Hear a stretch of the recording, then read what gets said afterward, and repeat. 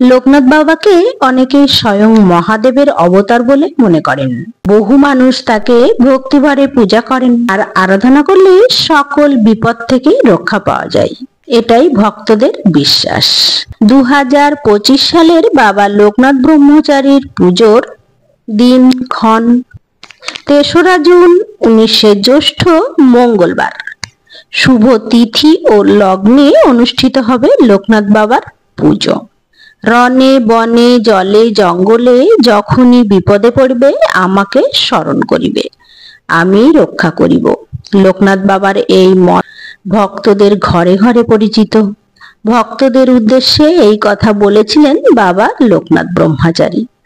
আজও তার এই আশ্বাস বাণী মনে প্রাণে বিশ্বাস করে তার অগণিত ভক্ত। সরল সাদাসিধে জীবনযাপন করতেন বাবা লোকনাথ। তার সব ভক্তকেই তিনি সমান চোখে দেখতেন।